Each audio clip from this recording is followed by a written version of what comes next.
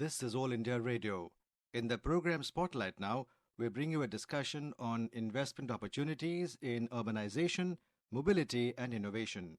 The participants are Ashok Tandon, political analyst, and Deepak Kumar Dash, journalist. Mr. Tandon, yesterday Prime Minister talked about how India has greater opportunities for global investors, whether they are from corporates or also from the multilateral agencies, because India is urbanizing in a big way. And if we see, the urbanization has got the maximum attention since 2014 when Prime Minister took charge, and several flagship programs were launched, starting from smart cities to Amrut to Hriday, Pradhan Mantri Awas Yojana. Prime Minister also talked about how this Pradhan Mantri Awas Yojana is going to be a big game changer by 2022, and there is a huge opportunity for private investors and also multilateral agencies to come and explore the opportunities. How do you look at this Prime Minister's address to the international investors at a time when India is actually pushing this complete urbanization in a big way? Prime Minister invited foreign investments to modernize India's urban centers because India is the world's second most populous country.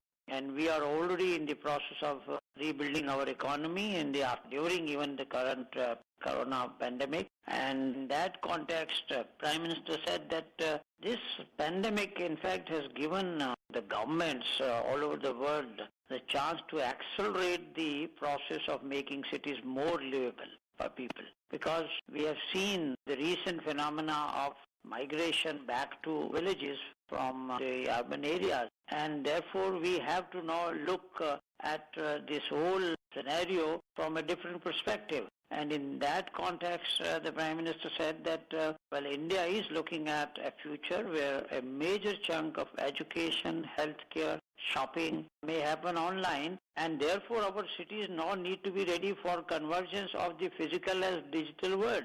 So he said we plan to raise funds in areas including building urban technology, transport, and he gave very interesting figures that the country will have to develop up to 800 million square meters each year till 2030, because estimates are that right now when only 31% of the India's population lives in urban areas, it is likely to go up to 40%. And therefore we have to plan accordingly. That was the underlying message of the Prime Minister in his address yesterday. But one thing is very interesting that, and also we have seen how the government has been talking it for a long time, that now there is a huge focus on making livable cities, planned cities, the way, there should be proper infrastructure, whether there is proper sewage system, good transport system, what Prime Minister talked about, India building almost close to 1,000 kilometers of metro rail network. The Prime Minister gave a very interesting statistics have said that we have $30 billion worth of projects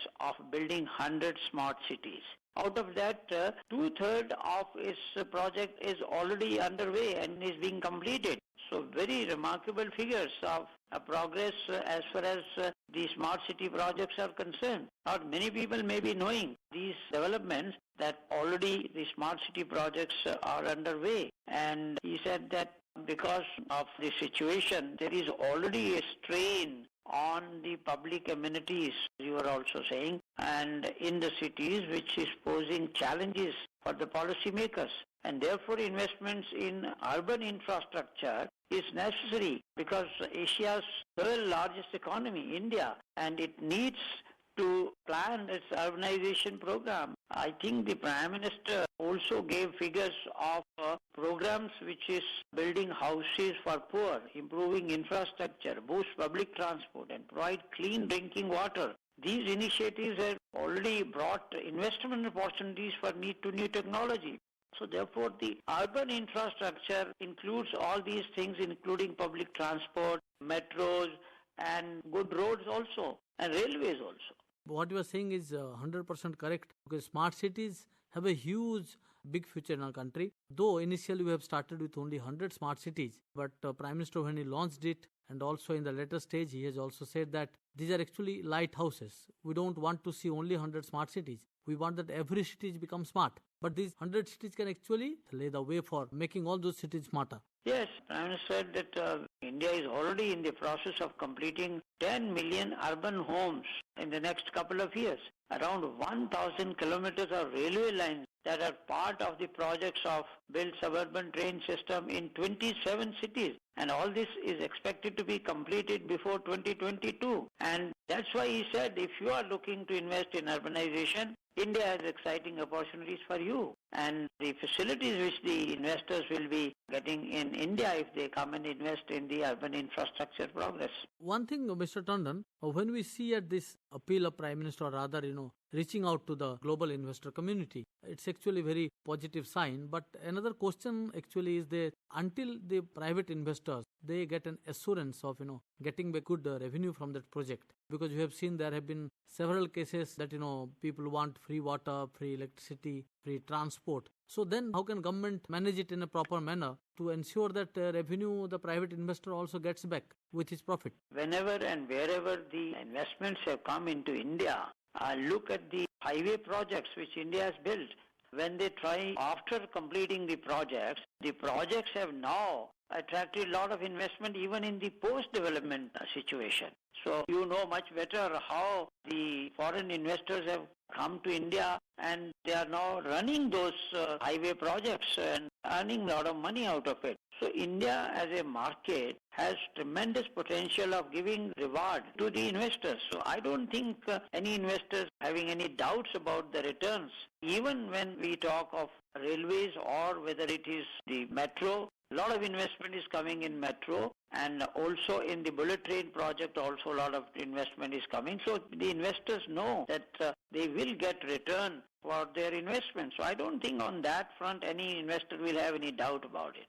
Another thing that Prime Minister talked about is the new scheme which we launched during the pandemic, is affordable rental housing scheme that actually targets to address a lot of concerns of migrant people, what you actually talked about, people who going back to the villages, what we call as reverse migration. In that aspect, do you think that private investors will also find some kind of interest in investing to create rental housing facilities? Because in that we have a very clear-cut framework how the rent will be decided, and there is an assurance that for 15 years they will continue to have that facility. So that will bring an assured return for their projects. As far as this particular thing is concerned, so government will ensure that the state governments and even the municipal corporations, all these local bodies, wherever this infrastructure comes up, and they will ensure that all these things are there.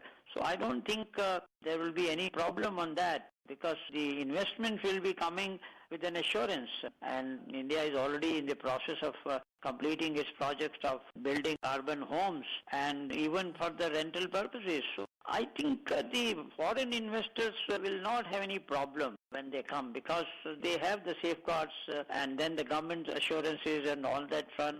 Few days back, World Bank came out with a report of which country stands where on public-private investment, and India has better score as far as the global standard is concerned. So actually, what you are saying is right, that we have a robust model concession agreement, we have robust judiciary, we have robust rules and regulations. What PM has also talked about earlier, that there is a certainty. One thing, Mr. Tandon, I would like to call your attention that Prime Minister also talked about how this Real Estate Regulation Act, which came, and it has come as a big boon for the real estate industry and also for the consumers. How do you look at that act now doing in protecting the interest of consumers? From time to time, whenever these issues have been raised about the concerns of people who are working in the infrastructure, why only in one sector? In every sector of the infrastructure, the urban infrastructure includes providing education facilities, healthcare facilities, shopping, and all these comes under the urban infrastructure development. And in that context, we have seen so far whosoever has come into India in the healthcare sector or even establishing shopping malls and all that. Nobody has in fact complained about the system in India, whether it works in their favor or not. And the government has always been conscious of the fact that whatever roadblocks come in the way and bottlenecks which come in the way are removed through time to time assessment of the situation. So I don't think there will be any problem whether it is the real estate sector or whether it is the railway sector or whether it is the road sector. All these sectors which help in modernizing the urban infrastructure, it has to be a very comprehensive approach. So it cannot be limited only to building houses. So I think when we talk of smarter cities, it includes all aspects of making and building smart cities with full and latest state-of-the-art infrastructure. One thing that Prime Minister also talked about the need for creating sustainable cities, which has been a global talk across the world. He also said that our cities need to be sustainable, primarily meant for people, and we saw how he praised our society as a whole. He said that it's not just building blocks, our cities. During pandemic, how our people cooperated, there is no objection, everyone fell in line, and somehow we are in a path to almost like doing well in this COVID fight. Certainly, because he said we want livable cities and catering to the need of the people of India. And I think one aspect which needs to be focused is that the increase in urbanization, which he said that globally also urbanization process has been going on at a very, very fast speed. And although we right now have only 30% of the population living in urban areas, but it is expected to go up to 40%. So therefore we have to be ready for that. And that doesn't mean only, building houses for poor or even for rental houses. The houses also need all aspects of the urbanization and development of infrastructure sector. I think the main takeaway of the Prime Minister's speech was inviting foreign investments into the process of making our cities livable and also making world-class infrastructure in the urban areas. One thing that you talked about, the Prime Minister said that we have a long way to go in urbanization because only 33% people are living in urban areas. We expect at least more than 50% people to live in urban areas. The way urbanization is happening, small cities are becoming bigger and peri-urban areas becoming more or rather concentrated urban areas. So you think that people are actually going to spend money or invest in future because that's what you were talking about. By 2030, we'll have a bigger urban conglomerations. The government is also working on making the rural areas and the semi-urban areas into some kind of a self-sufficient unit so that the employment generation takes place there. There is road connectivity, Pradhan Mantri Gram Sadak Yojana. So if the infrastructure in the rural areas and the semi-urban areas is also developed simultaneously along with developing the cities, the influx can be stopped. But unfortunately, in the last 70 years, the urbanization has taken place, but the infrastructure in the rural areas has been lacking. Employment opportunities have been lacking. Now with the new schemes which the government has launched,